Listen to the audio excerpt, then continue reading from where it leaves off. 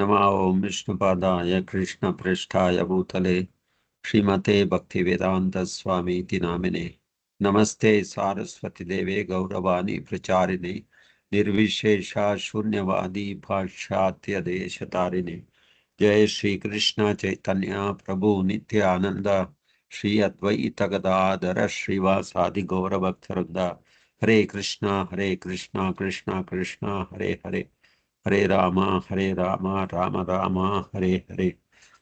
श्री श्री राधा कृष्ण चंद्र की, श्री श्री कृष्ण बलराम की जय, श्री श्री निताई गौरंग की जय, श्रीनिवास गोविंद की जय, प्रहलाद नरसिम्हदेव की जय, विश्व गुरु शिल प्रभुपाद की जय, समवेद भक्त वृंद की जय।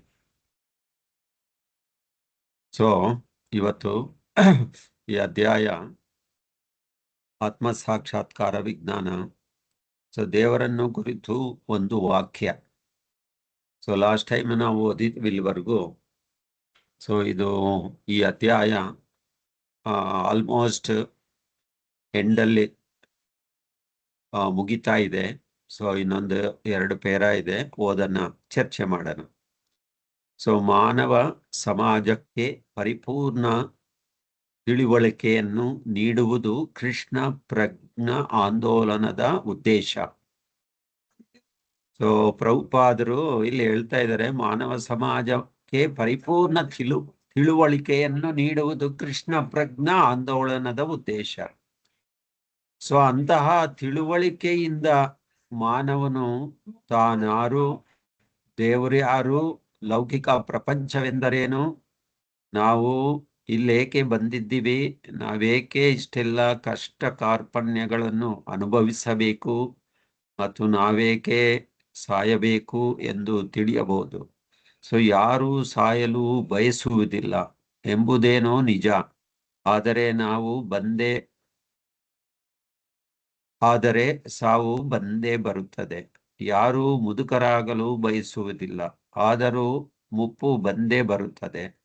ವ್ಯಾಧಿಗಳಿಂದ ನರಳಲು ಯಾರೂ ಬಯಸುವುದಿಲ್ಲ, ಆದರೆ ಕಾಯಿಲೆಗಳು ತಪ್ಪದೆ ಬರುತ್ತದೆ. ಸೊ ಇವೆಲ್ಲ ಮನುಷ್ಯ ಜೀವನದ ನಿಜವಾದ ಸಮಸ್ಯೆಗಳು. ಇವುಗಳಿಗೆ ಪರಿಹಾರವನ್ನು ಕಂಡುಕೊಳ್ಳಲು ಇನ್ನೂ ಸಾಧ್ಯವಾಗಿಲ್ಲ. ನಾಗರಿಕತೆಯು ಆಹಾರ, ನಿದ್ರೆ, ಮೈಥುನ, ರಕ್ಷಣೆಗಳನ್ನು ಉತ್ತಮಪಡಿಸಲು ಪ್ರಯತ್ನಿಸುತ್ತದೆ, ಆದರೆ ಇವು ನಿಜವಾದ ಸಮಸ್ಯೆಗಳಲ್ಲ. ಮನುಷ್ಯನು ನಿದ್ರಿಸುತ್ತಾನೆ, ನಾಯಿಯೂ ನಿದ್ರಿಸುತ್ತದೆ.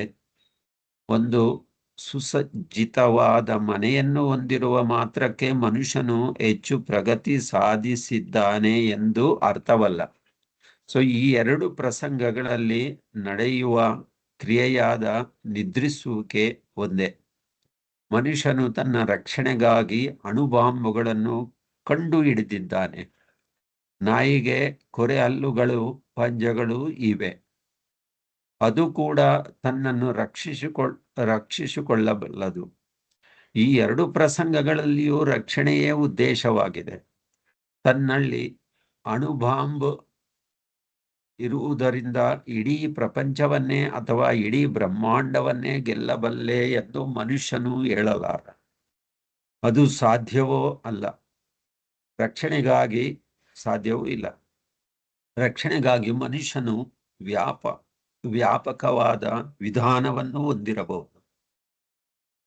ಇಲ್ಲವೇ ಆಹಾರ, ನಿದ್ರೆ, ಮೈಥುನಗಳಿಗೆ ವೈಭವೋಪೇತವಾದ ವ್ಯವಸ್ಥೆಯನ್ನು ಮಾಡಿಕೊಂಡಿರಬಹುದು.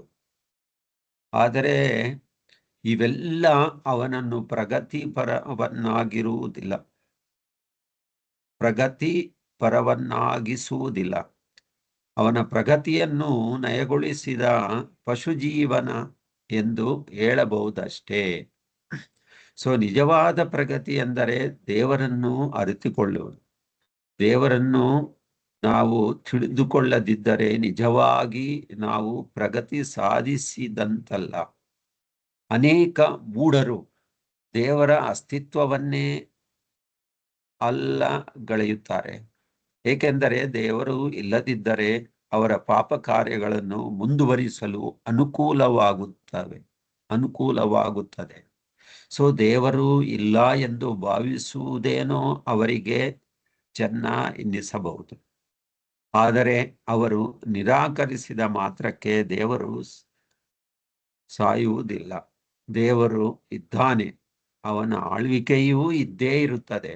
ಅವನ ಅನುಸಾರ ಸೂರ್ಯ ಉದಯಿಸುತ್ತಾನೆ, ಚಂದ್ರ ಉದಯಿಸುತ್ತಾನೆ, ನೀರು ಹರಿಯುತ್ತದೆ, ಸಾಗರವು ಉಬ್ಬರವಿಳಿತಗಳನ್ನು ಅನುಸರಿಸುತ್ತದೆ. ಸೊ ಹೀಗೆ ಪ್ರತಿಯೊಂದು ಅವನ ಅಜ್ಞಾನುಸಾರ ಕಾರ್ಯ ಮಾಡುತ್ತದೆ. ಸೊ ಹೀಗೆ ಪ್ರತಿಯೊಂದು ಸೊಗಸಾಗಿ ನಡೆಯುತ್ತಿರುವುದರಿಂದ ದೇವರು ಸತ್ತಿದ್ದಾನೆಂದು ಯಾರಾದರೂ ನಿಜವಾಗಿ ಭಾವಿಸಬಹುದೇ? ಸೊ ಅವ್ಯವಸ್ಥೆ ಇದ್ದಾಗ ಸರ್ಕಾರ ಅಸ್ತಿತ್ವದಲ್ಲಿಲ್ಲ ಎಂದು ನಾವು ಹೇಳಬಹುದು. ಆದರೆ ಸುವ್ಯವಸ್ಥೆ ಇರುವಾಗ ಸರ್ಕಾರ ಅಸ್ತಿತ್ವದಲ್ಲಿಲ್ಲ ಎಂದು ನಾವು ಹೇಗೆ ತಾನೇ ಹೇಳಲು ಸಾಧ್ಯ? ಸೊ ಜನರು ದೇವರನ್ನು ಅರಿತಿಲ್ಲ, ಅದಕ್ಕೆ ದೇವರು ಸತ್ತಿದ್ದಾರೆ, ದೇವರು ಅಸ್ತಿತ್ವದಲ್ಲಿಲ್ಲ, ದೇವರಿಗೆ ಯಾವ ರೂಪವೂ ಇಲ್ಲ ಎಂದು ಹೇಳುತ್ತಾರೆ. ಆದರೆ ದೇವರು ಇದ್ದಾನೆ ಎಂದು ನಮಗೆ ದೃಢವಾದ ನಂಬಿಕೆ ಇದೆ. ಸೊ ಈ ದೇವರ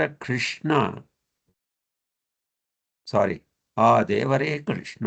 ಆದುದರಿಂದ ನಾವು ಅವನನ್ನು ಆರಾಧಿಸುತ್ತೇವೆ. ಇದೇ ಕೃಷ್ಣ ಪ್ರಜ್ಞೆಯ ವಿಧಾನ. ಇದನ್ನು ಅರ್ಥ ಮಾಡಿಕೊಳ್ಳಲು ನೀವು ಪ್ರಯತ್ನಿಸಿ.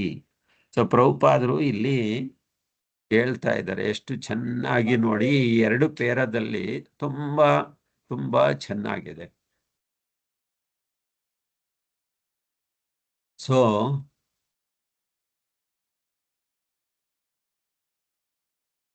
ಒಂದು ಕಡೆ ಪ್ರಭುಪಾದರು ಏನ್ ಹೇಳ್ತಾರೆ,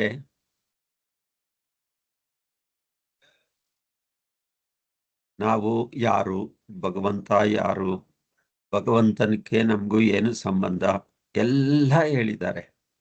ಆಕ್ಚುಲಿ ಶಾಸ್ತ್ರ ಏನ್ ಹೇಳುತ್ತೆ, ಜೀವೇರ ಸ್ವರೂಪೋಯ್ ಕೃಷ್ಣೇರ ನಿತ್ಯದಾಸ್. ಅಂದರೆ ಪ್ರತಿಯೊಬ್ಬ ಜೀವಿಯು ನಿಜವಾದ ಸ್ವಭಾವ ಏನು? ಕೃಷ್ಣನ ಶಾಶ್ವತ ದಾಸ, ಅಥವಾ ಅವನಿಗೆ ಸೇವೆ ಮಾಡುವುದು, ಅಥವಾ ಶಿಷ್ಯನಾಗಿ ಇರುವುದು. ಸೊ ನಾವೆಲ್ಲ ಕೃಷ್ಣನಿಂದ ಬೇರ್ಪಟ್ಟ ಸಣ್ಣ ಸಣ್ಣ ಕಿರಣ, ಲೈಕ್ ಸೂರ್ಯನ ಕಿರಣದಂತೆ. ಸೂರ್ಯನಂತಿಲ್ಲ, ಆದರೆ ಸೂರ್ಯಕ್ಕೆ ಸೇರಿದದ್ದು. ಸೊ ಹಾಗೆ ನಾವು ಭಗವಂತನ ಕೃಪೆ, ಕೃಷ್ಣನ ಒಂದು ಸಣ್ಣ ಅಂಶ, ಭಗವಂತನ ಕೃಪಾಲ ಆದ ಶ್ರೀಕೃಷ್ಣನ ಒಂದು ಸಣ್ಣ ಅಂಶ. ಸೊ ನಮ್ಗೆ ಗೊತ್ತಾಯ್ತಲ್ವಾ ನಾವ್ ಯಾರು ಅನ್ನೋದು? ನಾವು ಕೃಷ್ಣನ ನಿತ್ಯದಾಸರು, ನಾವು ಅವನಿಂದ ಬೇರ್ಪಟ್ಟಿದ್ದೀವಿ. ಲೈಕ್ ಪ್ರಭುಪಾದರು ಹೇಳ್ತಾರೆ, ಸೂರ್ಯನ ಕಿರಣದಂತೆ. ಸೊ ಅದೇ ರೀತಿ. ಸೊ ಕೃಷ್ಣನು ನಾವು ಹರಿಬೇಕು ಅಂದ್ರೆ ಏನ್ ಮಾಡ್ಬೇಕು? ನಾವು ಸೇವಾ ಭಾವನದಿಂದ ಭಗವಂತನನ್ನು ಹರಿಯಲು ಸಾಧ್ಯ. ಯಾಕಂದ್ರೆ ಈಗ ಈ ಪರಿಸ್ಥಿತಿಗಳಲ್ಲಿ ನಾವು ಭಗವಂತ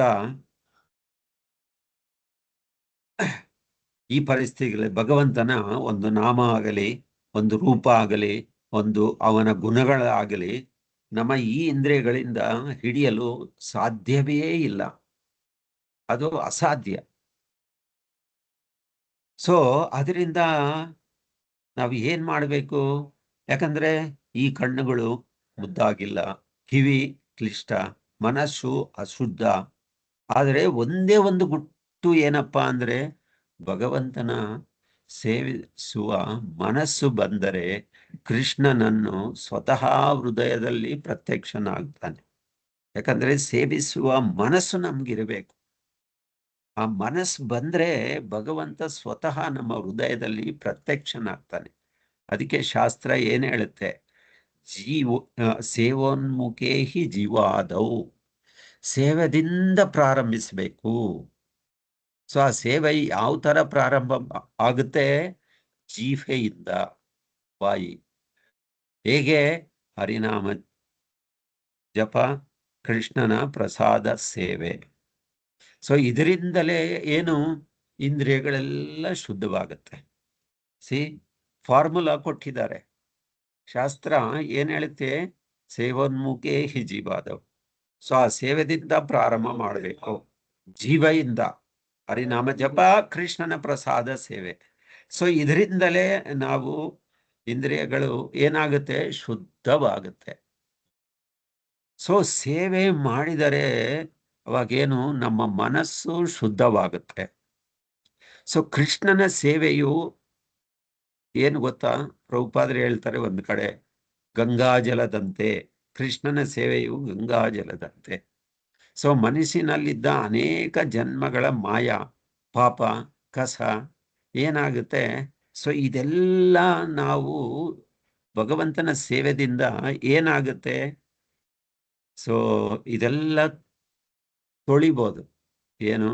ಮನಸ್ಸಿನ ಶುದ್ಧತೆ, ಅನೇಕ ಜನ್ಮಗಳ ಮಾಯ, ಪಾಪ, ಕಸ ಇದೆಲ್ಲ. ಸೊ ಯಾವಾಗ ನಮ್ಮ ತೊಳಿತೀವೋ, ಮನಸ್ಸು, ಹೃದಯದಲ್ಲಿರುವ ಕಲ್ಮಶ ಹೋಗುತ್ತೋ, ಅವಾಗ ಶುದ್ಧ ಮನಸ್ಸಿನಲ್ಲಿ ಕೃಷ್ಣನ ಭಾವ, ಆ ಭಾವ ಪ್ರಭುಪಾದರು ಏನ್ ಹೇಳ್ತಾರೆ? ಕಾಮಧೇನುವಿನಂತೆ ಬೆಳೆಯುತ್ತದೆ ಅಂತೆ ಹೃದಯದಲ್ಲಿ. ಸೊ ಕೃಷ್ಣನ ಭಾವ ಕಾಮಧೇನುವಿನಂತೆ. ಸೊ ಅವಾಗ ಏನಾಗುತ್ತೆ? ಭಕ್ತಿ ಬೆಳೆಯುತ್ತೆ. ಆಕ್ಚುಲಿ ಭಕ್ತಿ ಅಂದ್ರೆ ಏನ್ ಗೊತ್ತಾ? ಅದಕ್ಕೆ ರೂಪ ಗೋಸ್ವಾಮಿ ಒಂದು ಡೆಫಿನೇಷನ್, ಒಂದು ಸೂತ್ರ ಹೇಳ್ತಾರೆ. ಯಾಕಂದ್ರೆ ನಮ್ಮ ಇಂದ್ರಿಯಗಳು ಕೃಷ್ಣನ ಸೇವೆಗೆ ಅರ್ಪಿಸುವುದು ಅದೇ ಭಕ್ತಿ. ಸೊ ಅದೇನು?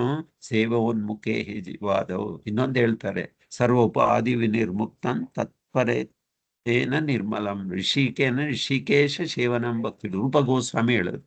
ಯಾಕಂದ್ರೆ ನಮ್ಮ ಇಂದ್ರಿಯಗಳಿಂದ ಕೃಷ್ಣನ ಸೇವೆ ಅರ್ಪಿಸುವುದು ಅದೇ ಭಕ್ತಿ. ಸೊ ಇದರಿಂದ ಏನಾಗುತ್ತೆ? ಮಾಯದಿಂದ ಬಿಡುಗಡೆ ಆಗುತ್ತೆ, ಇಂದ್ರಿಯಗಳು ಶುದ್ಧವಾಗುತ್ತೆ.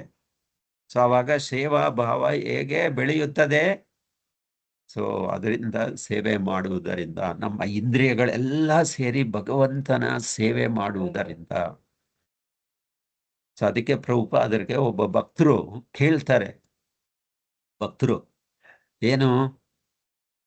ಸೇವಾ ಭಾವವನ್ನು ಹೇಗೆ ಬೆಳೆಸ್ಬೇಕು? ಸೇವಾ ಭಾವನ ಇದೆ ಅಲ್ವಾ, ನಮ್ಮ ಹೃದಯದಲ್ಲಿರುವ ಸೇವಾ ಭಾವನೆ ಹೇಗೆ ಬೆಳೆಸ್ಬೇಕು ಅಂತ. ಸೊ ಪ್ರಭುಪಾದರು ಉತ್ತರ ಅವರು ಸಮಾಧಾನ ಜವಾಬ್ ಕೊಡ್ತಾರೆ. ಅದೇನು? ಅತ್ಯಂತ ಸುಂದರ. ಸೊ ಸೇವಾ ಭಾವ ಬೆಳೆಸ್ಕೊಳ್ಳೋದು ಯಾವ ತರ? ಸೇವೆಯಿಂದಲೇ ಮಾತ್ರ ಬೆಳೆಯುತ್ತದೆ. ಯಾಕಂದ್ರೆ ಭೌತಿಕ ಕೆಲಸ ಮಾಡಿದರೆ ಧಣಿವು ಅದರ ಕೃಷ್ಣನ ಸೇವೆಯಲ್ಲಿ ಮತ್ತಷ್ಟು ಸೇವೆ ಮಾಡಲು ಆಸೆ ಹೆಚ್ಚುತ್ತದೆ. ಭೌತಿಕ ಕೆಲಸ ಮಾಡಿದ್ರೆ ಅದೇನು? ಅದು ಉಪಯೋಗ ಇಲ್ಲ. ಆದ್ರೆ ಭಗವಂತನ ಸೇವೆ ಮಾಡಿದ್ರೆ ಮತ್ತಷ್ಟು ಸೇವೆ ಮಾಡಲು ಆಸೆ ಹೆಚ್ಚುತ್ತದೆ, ಉತ್ಸಾಹ ಹೆಚ್ಚುತ್ತದೆ, ಬಲ ಬರುತ್ತದೆ, ಸಂತೋಷ ಬರುತ್ತದೆ. ಸೊ ಇದು ಮಾಯೆ ಅಲ್ಲ, ಇದು ಆಧ್ಯಾತ್ಮಿಕ ವಿದ್ಯುತ್ ಅಂತ. ಲೈಕ್ ಆಕರ್ಷ, ನಾವು ಪವರ್ ಇದ್ದಾಗ, ಕರೆಂಟ್. ಸೊ ಇದೆಲ್ಲ. ಸೊ ಏನು? ಸೇವಾ ಭಾವನ. ನಾನು ಹೇಳ್ದೆ ಅಲ್ವಾ, ಶಾಸ್ತ್ರ ಏನ್ ಹೇಳೋದು? ಸೇವಾ ಜೀವೆಯಿಂದ ಆರಂಭ ಮಾಡಬೇಕು, ಪ್ರಸಾದದಿಂದ ಮತ್ತು ಜಪ. ಯಾಕಂದ್ರೆ ಪ್ರಭುಪಾದರು ಒಂದು ಪತ್ರದಲ್ಲಿ ಅವ್ರು ಏನ್ ಹೇಳ್ತಾರೆ? ಅವರು ಪ್ರಭುಪಾದರು ಪತ್ರದಲ್ಲಿ ಏನ್ ಹೇಳ್ತಾರೆ? ಕೃಷ್ಣನನ್ನು ಅರಿಯುವ ಆರಂಭ ಜೀವೆಯಿಂದ, ಹರಿನಾಮ ಜಪದಿಂದ, ಪ್ರಸಾದ ಸೇವನೆಯಿಂದ. ಸೊ ಯಾವಾಗ ಜೀವೆ ಶುದ್ಧವಾದ್ರೆ ಇತರ ಇಂದ್ರಿಯಗಳು ಆಟೋಮೆಟಿಕ್ ಆಗಿ ಶುದ್ಧವಾಗುತ್ತೆ. ಸೊ ಅವಾಗೇನು? ಇದು ಕೃಷ್ಣನ ಕೆಲಸ, ಇದು ಕೃಷ್ಣನ ಸೇವೆ. ಸೊ ಪ್ರತಿ ಭಕ್ತ ಅವಾಗ ಪ್ರತಿ ಭಕ್ತ ಏನು? ಇದು ನಿಜವಾಗಿ ಕೃಷ್ಣನೇ ಕೊಟ್ಟ ಕೆಲಸ, ಕೃಷ್ಣನ ಸೇವಾ ಎಂದು ಅವನು ಆ ರೀತಿಯಾಗಿ ಅರ್ಥ ಮಾಡಿಕೊಂಡು ಸೇವೆ ಮಾಡ್ತಾನೆ. ಉದಾಹರಣೆಗೆ ಪ್ರಭುಪಾದರು ಹೇಳ್ತಾಳೆ, ಅಡುಗೆ ಆಗಲಿ, ಸ್ವಚ್ಛತೆ ಆಗಲಿ, ಪುಸ್ತಕ ವಿತರಣೆ ಆಗಲಿ, ಕೀರ್ತನೆ ಆಗಲಿ, ಯಾವುದೇ ಆಗಲಿ, ಈ ಮನೋಭಾವನೆ ಸೇವಾ ಭಾವ. ಭಗವಂತನಿಗೆ ಅಡುಗೆ ಮಾಡ್ತೀವಿ, ಏನು ಅರ್ಪಣೆ ಮಾಡ್ತೀವಿ, ಆಮೇಲೆ ಮನೆ ಸ್ವಚ್ಛತೆಗೊಳಿಸ್ತೀವಿ. ಏನಕ್ಕೆ? ಯಾಕಂದ್ರೆ ಭಗವಂತನಿಗೆ ಅಡುಗೆ ಮಾಡುವುದರಿಂದ ಸ್ವಚ್ಛತೆ. ಆಮೇಲೆ ಪುಸ್ತಕಗಳು ವಿತರಣೆ. ಸೊ ಇಲ್ಲಿ ಪ್ರಭುಪಾದರು ಹೇಳಿದಾರಲ್ವಾ, ಏನ್ ಹೇಳಿದ್ದಾರೆ? ಸೊ ಈ ಮಾನವ ಸಮಾಜಕ್ಕೆ ಪರಿಪೂರ್ಣ ತಿಳುವಳಿಕೆಯನ್ನು ನೀಡುವುದು ಕೃಷ್ಣ ಪ್ರಜ್ಞೆ ಆಂದೋಲನ. ಸೊ ಇದರಿಂದ ಏನು, ನಾವು ಈ ಜ್ಞಾನವನ್ನು ಬೇರೆಯವರಿಗೆ ವಿತರಿಸ್ಬೇಕು, ಕೊಡ್ಬೇಕು. ಇವಾಗ ಮ್ಯಾರಥಾನ್ ನಡೀತಾ ಇದೆ. ಸೊ ಅದರಿಂದ ಸೊ ಈ ರೀತಿ ನಾವು ಇದೆಲ್ಲ ತಿಳ್ಕೊಬೇಕಂದ್ರೆ ಏನು, ಹೇಗೆ ತಿಳ್ಕೊಳ್ಳೋದು? ನಾವು ಹೇಗೆ ಪ್ರಗತಿ ಹೊಂದಿದ್ದೀವಿ ಅಂತ ನಾವು ತಿಳ್ಕೊಳ್ಳೋದು, ಪರೀಕ್ಷೆ ಮಾಡೋದು ಬಹಳ ಸರಳ. ಪ್ರಭುಪಾದರು ಅದಕ್ಕೆ ಉತ್ತರ ಕೊಡ್ತಾರೆ. ಮಾಯೆ ಮೇಲೆ ಆಸಕ್ತಿ ಕಡಿಮೆ ಆಗುತ್ತೆ, ಕಡಿಮೆ ಆಗುತ್ತಾ ಹೋಗುತ್ತೆ. ಕೃಷ್ಣನ ಸೇವೆಯಲ್ಲಿ ಉತ್ಸಾಹ ಹೆಚ್ಚಾಗುತ್ತೆ. ಸೊ ಇದು ಪ್ರಗತಿ, ನಾವು ನಡೀತಾ ಇದ್ದೀವಿ ಅಂತ. ಯಾಕಂದ್ರೆ ನಮ್ಮಲ್ಲಿ ಭಗವಂತನ ಇದೆಲ್ಲ ನಿಯಮಗಳು, ನಾನು ಹೇಳಿರೋದು ಇದೆಲ್ಲ ನಾವು ಮಾಡ್ತಾ ಇದ್ರೆ ಏನು, ನಮ್ಮೊಳಗೆ ಅದು ಆಟೋಮೆಟಿಕ್ ಆಗಿ ಉತ್ಸಾಹ ಹೆಚ್ಚಾಗುತ್ತೆ.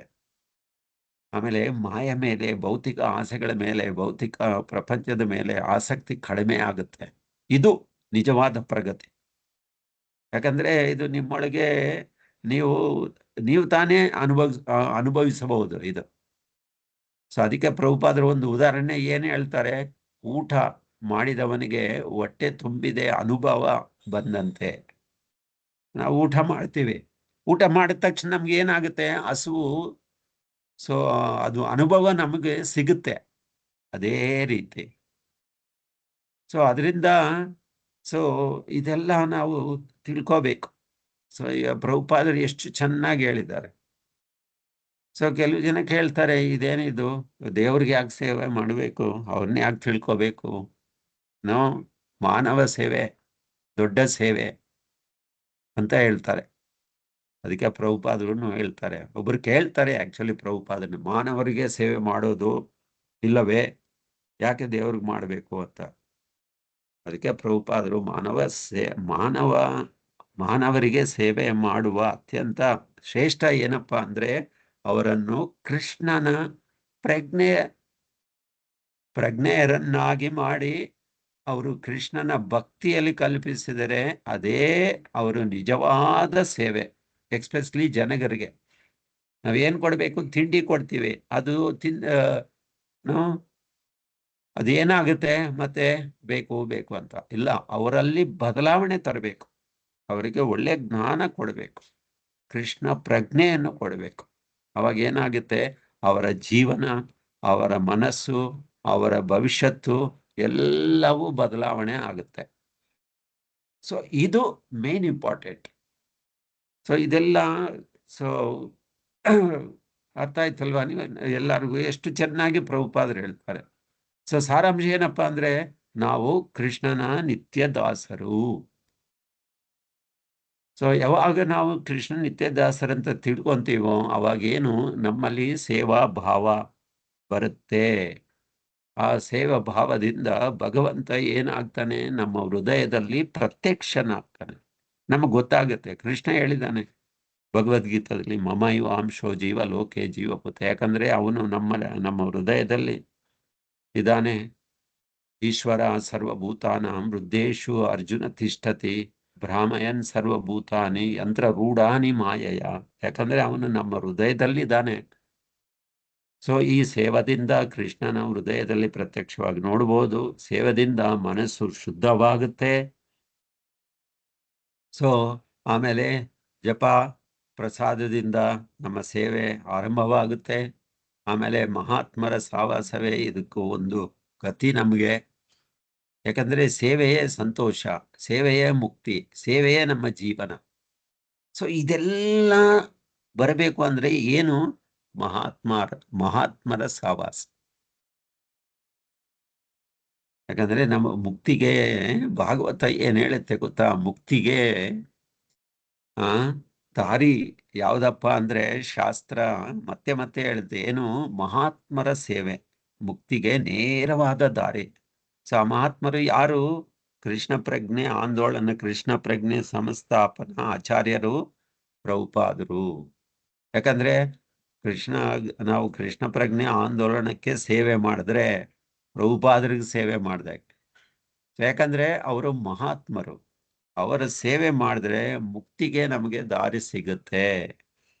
ಯಾಕಂದ್ರೆ ಅವರು ಶಾಂತರು, ಅವರು ತುಂಬಾ ದಯಾಳುಗಳು, ಆಮೇಲೆ ಸಮಬುದ್ಧಿಯುಳ್ಳವರು, ಮಹಾನ್ ಆತ್ಮರು. ಯಾಕಂದ್ರೆ ಅವರ ಸಹವಾಸ, ಅವರ ಮಾತು, ಅವರ ಸೇವೆ ಸೊ ಮಾಡುವುದರಿಂದ ಏನಾಗುತ್ತೆ? ನಮ್ಮಲ್ಲಿರುವ ಭಕ್ತಿಯ ಬಾಗಿಗಳು ತೆರೆಯುವ ದೊಡ್ಡ ಅವಕಾಶ. ಸೊ ಇದು ಅವರ ಸಹವಾಸ, ಈ ಕೃಷ್ಣ ಪ್ರಜ್ಞೆ ಆಂದೋಲನದ ಸಹವಾಸ.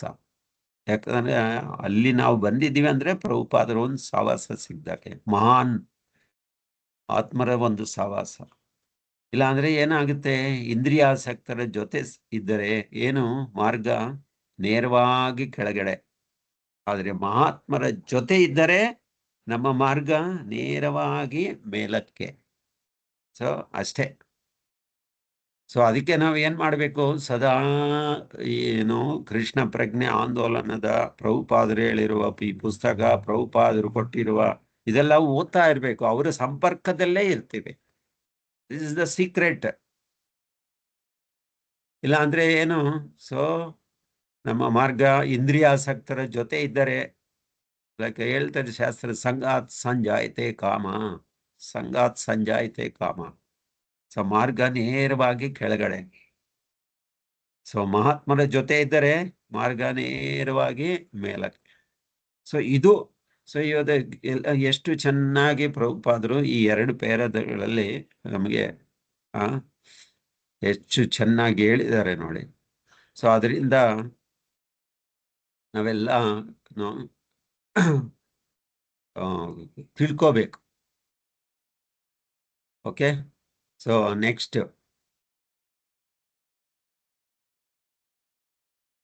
ನೆಕ್ಸ್ಟ್ ಅಧ್ಯಾಯ ಪುನರ್ಜನ್ಮ ಮತ್ತು ಅದರ ಆಚೆ. ಸೊ 1976 ಆಗಸ್ಟ್ ತಿಂಗಳಿನಲ್ಲಿ ಶ್ರೀಲ ಪ್ರಭುಪಾದರು ಲಂಡನ್ನಿನ ಉತ್ತರಕ್ಕೆ 15 ಮೈಲಿ ದೂರದಲ್ಲಿರುವ ಭಕ್ತಿ ವೇದಾಂತ ಮ್ಯಾನರ್ನಲ್ಲಿ ಕೆಲವು ವಾರಗಳನ್ನು ಕಳೆದರು. ಸೊ ಅಲ್ಲಿ ಹೋಗ್ತಾರೆ ಪ್ರಭುಪಾದರು, ಅಲ್ಲಿ ಸಮಯವನ್ನು ಸೊ ಅವರು ಕಳೆದರು. ಆ ಸಮಯದಲ್ಲಿ ಅವರ ನಿವಾಸದಲ್ಲಿ ಲಂಡನ್ ಬ್ರ್ಯಾಂಡ್ ಕಾಸ್ಟಿಂಗ್ ಕಂಪನಿಯ ಮೈಕ್ ರಾಬಿನ್ಸನ್ ಅವರು ಶ್ರೀಲ ಪ್ರಭುಪಾದರ ಸಂದರ್ಶನ ಮಾಡಿದರು. ಸೊ ಈ ಸಂದರ್ಶನವು ಸ್ವಲ್ಪ ಸಮಯದ ಅನಂತರ ಪ್ರಸಾರವಾಯಿತು. ಸೊ ಅವರ ಸಂಭಾಷಣೆಯ ಅವಧಿಯಲ್ಲಿ ಶ್ರೀಲ ಪ್ರಭುಪಾದರು ಕೃಷ್ಣ ಪ್ರಜ್ಞೆ ಎಂದರೆ ನಾನು ನಂಬುತ್ತೀನಿ, ಆದುದರಿಂದ ನೀನು ನಂಬು ಎಂಬ ಕುರುಡು ಧರ್ಮಾಚರಣೆ ಅಲ್ಲ ಎಂದಿದ್ದಾರೆ. ಅದೊಂದು ಆಳವಾದ ತತ್ವಜ್ಞಾನದ ವಿಧಾನ. ಅದರಲ್ಲಿ ಪುನರ್ಜನ್ಮದ ವಿಷಯವನ್ನು ಸ್ಪಷ್ಟವಾಗಿ ಮತ್ತು ನಿರ್ದಿಷ್ಟವಾಗಿ ವಿವರಿಸಲಾಗಿದೆ. ಸೊ ಅವರು ಇಬ್ರು ಮಧ್ಯ ಪ್ರಭುಪಾದರು ಮತ್ತು ರಾಬಿನ್ಸನ್ ಅಂತ ಒಬ್ಬ ವ್ಯಕ್ತಿ, ಸೊ ಅವರಿಬ್ಬರ ಮಧ್ಯ ಸಂಭಾಷಣೆ. ಸೊ ಅವರು ಮೈಕ್ ರಾಬಿನ್ ಅಂತ ಕೇಳ್ತಾರೆ ಪ್ರಶ್ನೆ, ಹರೇ ಕೃಷ್ಣ, ಆಂದೋಲನದ ತತ್ವಜ್ಞಾನದ ವಿಷಯದಲ್ಲಿ ನಿಮ್ಮ ನಂಬಿಕೆ ಏನು ಎಂದು ಹೇಳುತ್ತೀರಾ? ಸೊ ಪ್ರಭುಪಾದರಿಗೆ ಅವರು ಕ್ವಶನ್ ಮಾಡ್ತಾ ಇದ್ದಾರೆ, ಪ್ರಶ್ನೆ ಮಾಡ್ತಾ ಇದ್ದಾರೆ. ಅದಕ್ಕೆ ಪ್ರಭುಪಾದರು ಉತ್ತರ ಕೊಡ್ತಾರೆ. ಏನು ಉತ್ತರ ಕೊಡ್ತಾರೆ ನೋಡೋಣ. ಆಗಲಿ, ಕೃಷ್ಣ ಪ್ರಜ್ಞೆ ಎನ್ನುವುದು ನಂಬಿಕೆಯ ಪ್ರಶ್ನೆ ಅಲ್ಲ, ಅದೊಂದು ವಿಜ್ಞಾನ. ಸೊ ನಾನು ಇದಕ್ಕಿಂತ ಮುಂಚೆ ಹೇಳ್ದೆ ಅಲ್ವಾ, ಕೃಷ್ಣ ಪ್ರಜ್ಞೆ ಅನ್ನೋದು ಒಂದು ವಿಜ್ಞಾನ. ನಾವು ಇದಕ್ಕಿಂತ ಮುಂಚೆ ಚರ್ಚೆ ಮಾಡಿದ್ದೀವಿ. ನಾವಂದ್ರೆ ಯಾರು, ನಾವು ಅದು ಯಾರು ಅಂತ ತಿಳ್ಕೊಂಡು ಯಾವ ರೀತಿಯಾಗಿ ನಾವು ನಡ್ಕೊಂತೀವಿ. ಸೊ ದಿಸ್ ಆರ್ ಆಲ್ ವಿಜ್ಞಾನ, ಪ್ರಾಕ್ಟಿಕಲ್ ಆಗಿ ಮಾಡಿರುವ ಒಂದು ತಿಳ್ಕೊಳ್ಳೋದು. ಮೊದಲನೇದಾಗಿ ಸಜೀವ ಶರೀರ ಮತ್ತು ನಿರ್ಜೀವ ಶರೀರದ ನಡುವಣ ವ್ಯತ್ಯಾಸವನ್ನು ತಿಳಿದುಕೊಳ್ಳಬೇಕು. ಯಾಕಂದ್ರೆ ನಾವ್ಯಾರು, ಜೀವ ಶರೀರ ನಡುವಣ ವ್ಯತ್ಯಾಸ ಏನು? ಇದರ ವ್ಯತ್ಯಾಸವೆಂದರೆ ಯಾರಾದರೂ ಮೃತರಾದಾಗ ಜೀವಾತ್ಮ ಅಥವಾ ಜೀವಶಕ್ತಿಯು ಆ ದೇಹವನ್ನು ತೊರೆಯುತ್ತದೆ. ಪ್ರಭುಪಾದರು ಏನ್ ಹೇಳ್ತಾರೆ? ಸಜೀವ ಮತ್ತು ನಿರ್ಜೀವ ಅಂದ್ರೆ ಆತ್ಮಕ್ಕೆ ಆಮೇಲೆ ಶರೀರಕ್ಕೆ ನಡುವಣ ವ್ಯತ್ಯಾಸ ತಿಳಿದುಕೊಳ್ಳಲು ಏನು? ಸೊ ಈ ವ್ಯತ್ಯಾಸ ಏನಪ್ಪಾ ಅಂದ್ರೆ, ನಾವು ಮೃತರಾದಾಗ ಜೀವಾತ್ಮ ಅಥವಾ ಜೀವಶಕ್ತಿಯು ಈ ದೇಹವನ್ನು ತೊರೆಯುತ್ತದೆ. ಸೊ ಜೀವಶಕ್ತಿ ಅಥವಾ ಆತ್ಮ ಹೊರಟೋಗುತ್ತೆ. ಆದ್ದರಿಂದ ಆ ದೇಹವನ್ನು ಮೃತವಾಯಿತು ಎಂದು ಕರೆಯುತ್ತದೆ. ಪ್ರಭುಪಾದರು ಎಷ್ಟು ಚೆನ್ನಾಗಿ ನಮಗೆ ಸರಳವಾದ ರೀತಿಯಲ್ಲಿ ಪ್ರಭುಪಾದರು ತಿಳಿಸ್ಕೊಡ್ತಾ ಇದ್ದಾರೆ. ಸೊ ಎಂದ ಮೇಲೆ ಇಲ್ಲಿ ಎರಡು ವಸ್ತುಗಳಿದೆ. ಒಂದು ಈ ದೇಹ, ಇನ್ನೊಂದು ದೇಹದಲ್ಲಿರುವ ಜೀವಶಕ್ತಿ. ಸೊ ನಾವು ದೇಹದೊಳಗಿರುವ ಜೀವಶಕ್ತಿಯನ್ನು ಕುರಿತು ಮಾತನಾಡುತ್ತಿದ್ದೇವೆ. ಯಾಕಂದ್ರೆ ಆತ್ಮ, ಆ ಜೀವಶಕ್ತಿ ಯಾರು? ಆತ್ಮ. ಸೊ ಇದು ಆಧ್ಯಾತ್ಮಿಕವಾದ ಕೃಷ್ಣ ಪ್ರಜ್ಞಾ ವಿಜ್ಞಾನಕ್ಕೂ ಸಾಮಾನ್ಯವಾದ ಲೌಕಿಕ ವಿಜ್ಞಾನಕ್ಕೂ ಇರುವ ವ್ಯತ್ಯಾಸ. ಆದುದರಿಂದ ಆರಂಭದಲ್ಲಿ ನಮ್ಮ ಆಂದೋಲನವನ್ನು ಅರಿತುಕೊಳ್ಳಲು ಸಾಮಾನ್ಯ ಮನುಷ್ಯರಿಗೆ ಬಹಳ ಕಷ್ಟವಾಗುತ್ತದೆ.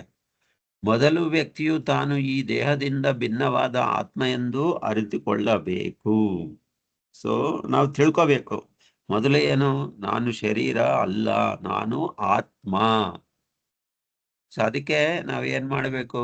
ಇದರಿಂದ ಈ ಸಾಕ್ಷಾತ್ಕಾರಕ್ಕೆ ಬರಬೇಕು ಅಂದ್ರೆ ನಾವು ಗುರುಗಳ ಮಹಾತ್ಮರ ಸೇವೆ ಮಾಡುವುದರಿಂದ ಮಾತ್ರ ಆಗತ್ತೆ.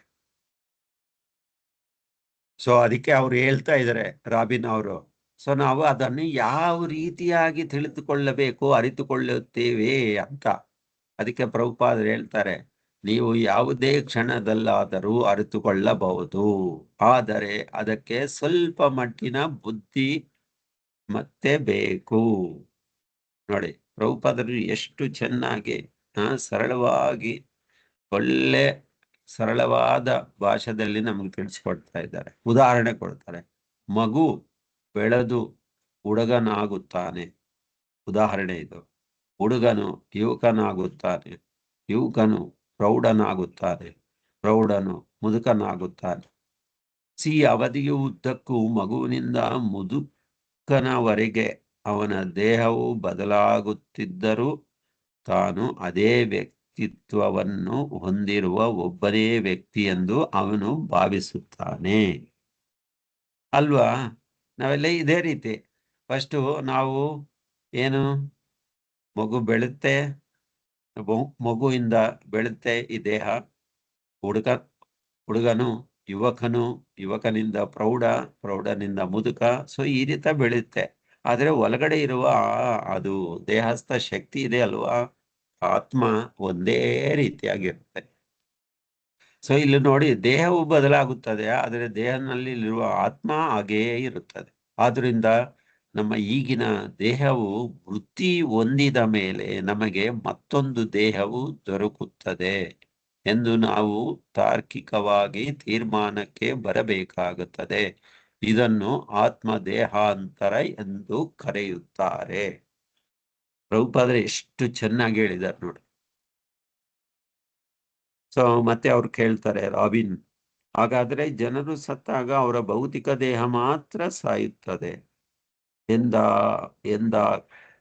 ಎಂದಾಗ ಈತಲ್ಲವೇ ಅಂತ ಪ್ರಶ್ನೆ. ಹೌದು, ಭಗವದ್ಗೀತಾದಲ್ಲಿ ಬಹಳ ವಿಶದವಾಗಿ ವಿವರಿಸಲಾಗಿದೆ.